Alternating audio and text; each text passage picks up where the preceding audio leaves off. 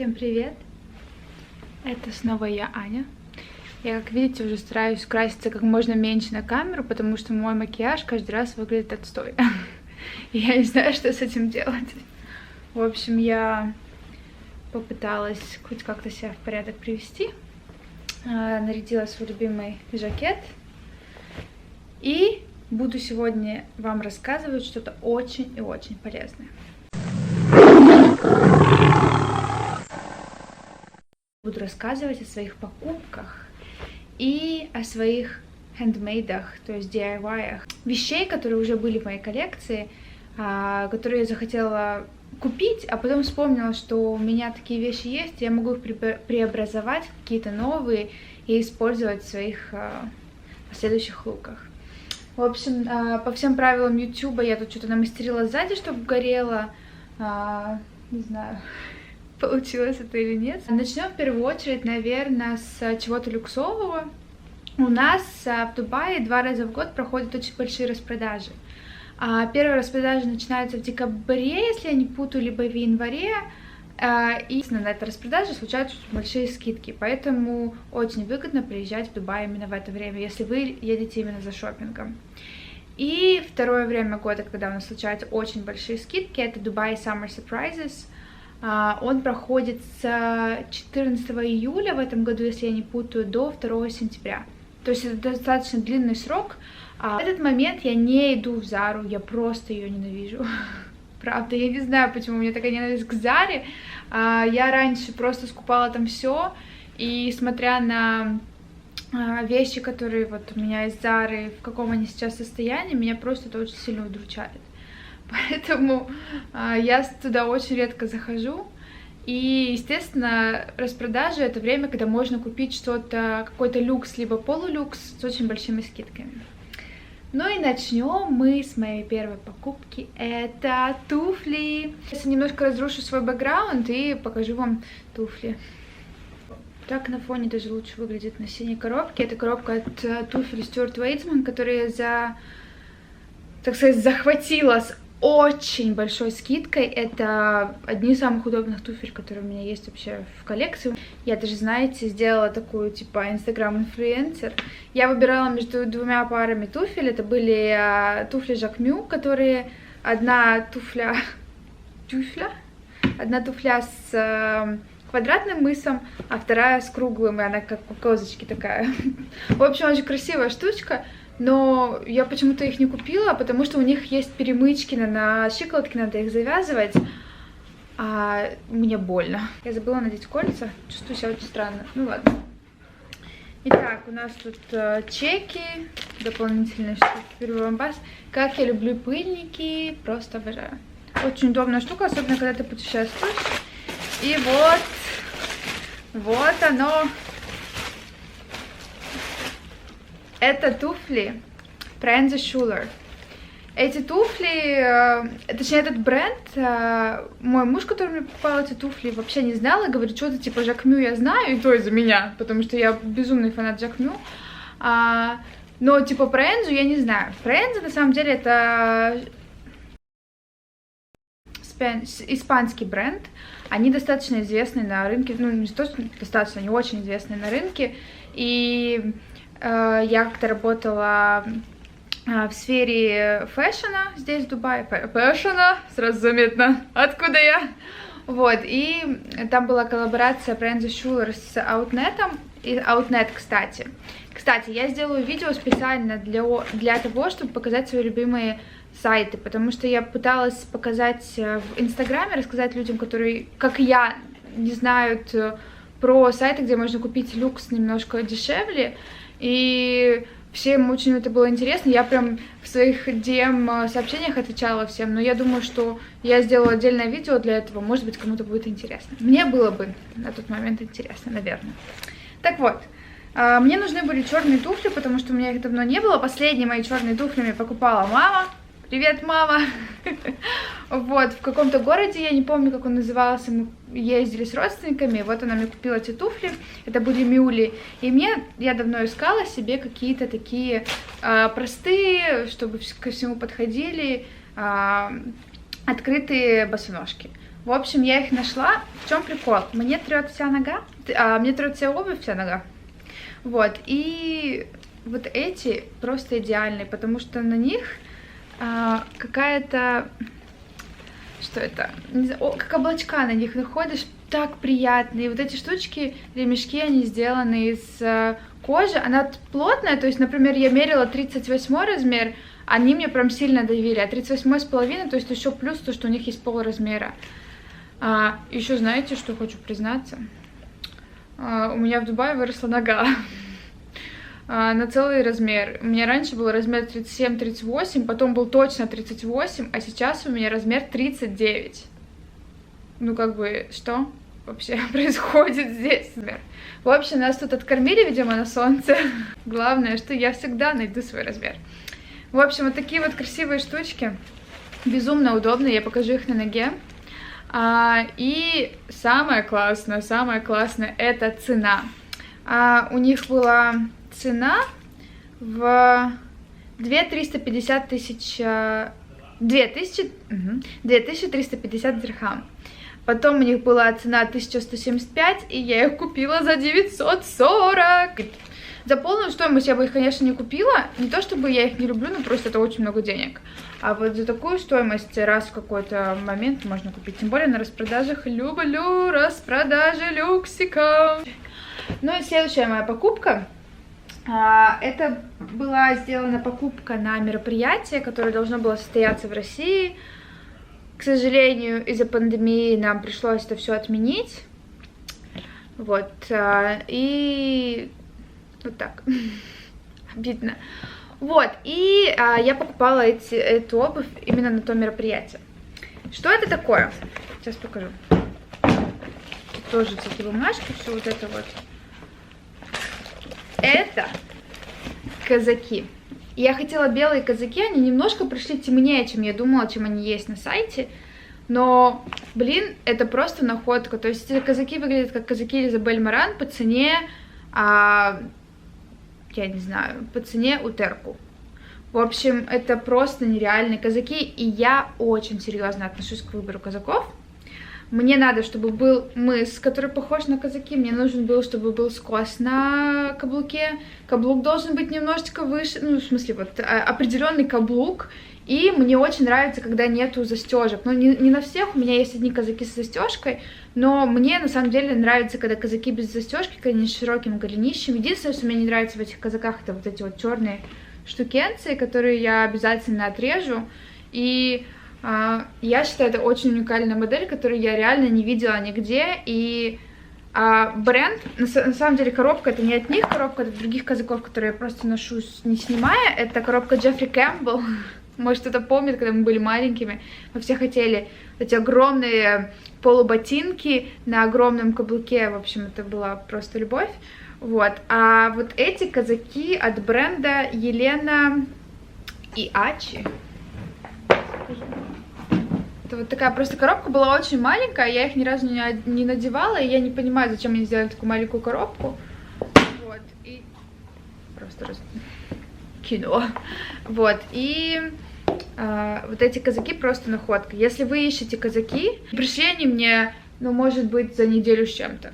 В общем, казаки огонь, цена была просто супер, и я их, правда, еще ни разу не надевала, они очень удобные, я их мерила, ходила в них по квартире, и обязательно надену на какое-нибудь мероприятие.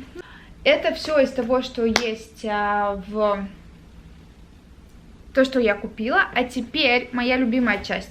Я покажу то, что я... Нет, стоп, еще одно. Я очень и очень давно искала себе платок, точнее бандану на голову, чтобы носить. Ничего не могла найти, и вот проходила по H&M и купила вот такую штучку. У меня очень много, у меня розовая сумка, с которой я постоянно хожу, и я решила, что я куплю себе что-нибудь розовое, чтобы поддержать розовый цвет. Мне кажется, он мне идет. И вот купила бандану, тоже на какой-то распродаже, 20 дирхам, это Ангела Маккей с коллаборацией с H&M. В общем, очень удобная штучка. Я покажу вам примеры стилизации, как я делала с этой банданой, с этим платком. Может быть, вам тоже будет интересно и полезно. Очень классная штука. И Вчера я сидела, смотрела Shark Tank, это наше любимое времяпрепровождение, потому что начинают твои колесики в голове крутиться после просмотра Shark Tank. И я листала Инстаграм и увидела у девушки топ, это даже не бра, это был топ с сердечками на груди. Естественно, у этой девушки была маленькая грудь, и я подумала, что, наверное, мне это не подойдет, но меня прям сразу же загорелось, я хочу этот топ. Но я понимаю, что на мою грудь это не подойдет, ничего он не закроет, поэтому я такая думаю, попробую-ка я сама сделать. У меня машинки, как я говорила, уже пока нету, почему-то, я не знаю, почему я ее не покупаю. И я вырезала из ткани 2 вот таких сердечка, вставила в них паддинг. То есть это то, что приходит у вас в бюстгальтерах, и то, что я обычно вытаскиваю, например, вот в этом бра был вот этот вот закрытие грудь, как это называется, ну, паддинг. Вот, и они у меня лежали, я туда вставила, и это получились вот такие 2 сердечка. Я их померила, естественно, они мне ничего не закрыли, и я ломала голову, как сделать так, чтобы оно мне все закрыло, и я просто эти 2 сердечка пришила к большой ткани, большому куску ткани, и к этой ткани пришила 2 лямки. И теперь я покажу также, как этот топ выглядит. У меня есть свой топ в сердечку. И самый прикол, что... Сейчас сфокусируется. Видите, это все сделано, сшито вручную. И вот такие вот неровные швы. То есть сшитые вручную все швы, и торчат нитки, и я это просто обожаю. Наверное, здесь все любят вот эту плоскую изысканность, то есть должно быть все отпаренное, все должно быть прям, ну, идеально, то есть у всех швы закрыты, все любят здесь французский шов. Я просто обожаю необрезанный шов, вот такие вот немножко, вот, как это называется, специальные нелепости, неопрятности. Это в общем, я обожаю необработанный шов. Этот топ можно носить и сверху жакета, и сверху, если там, например, вы одеваетесь не открыто, а немножко модность, то есть закрыто, можно надеть на какую-то рубашку, на блузку, на футболку. Этот топ просто моя мечта. Я всю ночь его делала и буду его носить с удовольствием. Еще моя последняя разработка. Также я сидела, смотрела, что бы мне хотелось сделать. Я купила себе такую рубашку. Это рубашка из H&M. Я купила ее тоже за какие-то копейки. Она была длинная. Я ее обрезала. Рубашка с воротником преппи, по-моему, называется. То есть вот такой отложной воротничок. И они уже немножко сдают свои позиции. Но мне он очень нравился, но рубашка как-то мне не подходила по стилю, то есть я пару раз его надевала, несмотря на то, что она очень легкая, ну как-то вот что-то мне в ней не хватало. В общем, я ее обрезала, нашла у себя булавки, сделала вот такую штучку на булавке, сделала вот такую штучку, которая тоже открепляется для того, чтобы постирать рубашку, и натащила, точнее навесила булавок вот на эту сторону воротничка. И эта рубашка просто моя новая любовь. Ну, как вы думаете, разве не красиво? Я считаю, что это просто огонь. И еще одна моя последняя покупка. Это уже даже покупка, но тоже переделанная мною. У нас в Дубае, я думаю, что и в Абу-Даби тоже, есть магазин, который называется Brands for Less. Это магазин, который покупает стоковые вещи с разных брендов и с огромными скидками продает их у себя. Это не какой-то фешенебельный магазин, это такой обычный стоковый магазин, как, наверное, у нас Фамилия, там что-то такое. Я, правда, ни разу не была в Фамилии, но видела в YouTube несколько видео оттуда. Вот. Там закупаются все от, не знаю, обычных рабочих до тех, кто ездит на Гелендвагене. В чем прикол? Эти вещи везутся, скорее всего, с Америки, потому что там есть Macy's, там есть даже Харец, эти таги.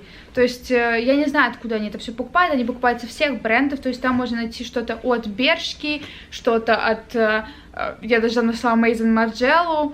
И, естественно, там надо копаться, там всегда очень тяжело что-то найти.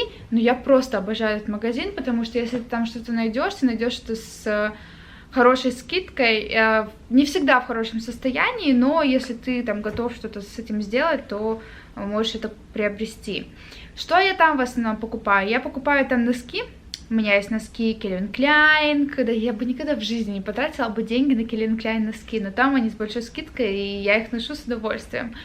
У меня есть оттуда много футболок, у меня даже есть футболка Supreme, которую я очень дорого купила, я не знаю зачем, но вот оттуда вот я захотела футболку Supreme, она была со скидкой, я вот там ее купила. И я там покупаю жакеты мужские. У меня есть жакеты от Ralph Lauren, есть жакеты обычные, и вот моя последняя покупка. Это мужской жакет от Made in China, от Thalia. В общем, это жакет со стрекозами, который был в размере М, который я купила, внимание, за 7 дирхам. 7 дирхам это 140 рублей на наши русские баблишки. В общем, это просто огонь, стоил он $295. Ну, то есть вы понимаете, то есть там, если покопаться, можно найти очень крутые вещи. И я приехала в дом, где есть машинка, и я застрочила вот эти вот все углубления, которые должны быть на талии, чтобы посадить этот жакет себе на талию. То есть этот жакет объемный в плечах, объемный в бедрах, но посаженный по моей талии. В общем, жакет за 7 дирхам, который я буду носить просто не снимая, у меня теперь в коллекции, чему я очень рада. В общем, смысл этого видео в чем? В том, что не обязательно покупать все дизайнерское, не обязательно покупать все в секонд-хенде, либо в каких-то стоковых магазинах, либо в масс-маркете. Очень круто мешать это все. Очень круто, когда ты... Вот у меня, например, есть вещи, на которые я, например, пока не готова раскошелиться в плане дизайнеров. То есть я там себе не куплю дизайнерскую футболку, например, от Balenciaga. Ну, на сегодняшний момент с уровнем моего дохода, как бы, я вижу это нерациональным, потому что футболки у меня в расходе. Также я там, например, себе не покупаю дизайнерские, джинсы. Ну вот, например, джинсы я обожаю в Pull&Bear. Просто для меня, вот в Заре на мне джинсы не сидят, а в Pull&Bear просто садятся, как будто для меня их шили. И я не вижу цели мне покупать что-то дизайнерское. Поэтому, несмотря на то, что там все, ты должен быть одет в дизайнера с ног до головы, я это не приветствую для себя. И поэтому вот я, например, экономлю на каких-то вот таких покупках и добавляю от своего креатива к одежде, которую я покупаю, и она становится уникальной для меня, любимой и реально кутюр от Анютки. И коплю на какие-то там, на сумки, на обувь, стараюсь что-то такое купить. В общем, я моду обожаю, я просто, насмотренность у меня, я обожаю залазить на все эти сайты, смотреть, как стилисты работают с одеждой, которая им приходит, с новыми там какими-то поступлениями. В Пинтересте у меня просто миллиард сохраненок. И, в общем, я люблю одежду, я люблю работать с одеждой, я люблю дополнять одежду, которую я купила, чем-то своим, давать им свой шик, свое видение, свой немножечко вот этой пудры, феи-пудры. Вот, надеюсь, я вас тоже вдохновлю, если вы когда-то давно сидели и думали, вот, у меня нет машинки, я не смогу что-то сделать со своей старой одеждой. У меня тоже нет машинки, но я обожаю необработанный шов, и у нас случилась такая любовь, необработанный шов и не имение машинки, и получилась я и крутая моя одежда. Пишите мне в комментариях, что еще бы вам было бы интересно посмотреть, если, может быть, процесс моего творчества. Но на самом деле он всегда очень такой непредсказуемый, и я там, мне петух в голову ударит, и я начинаю что-то делать. Я забыла сережки тоже одеть. В общем, я не подготовлена к видео, но вот такая, какая есть, и Зато жемчуга не забыла одеть. Ну что, спасибо вам большое, подписывайтесь на мой инстаграм, ставьте лайки, ставьте колокольчик, я стараюсь выставлять видео каждую неделю, и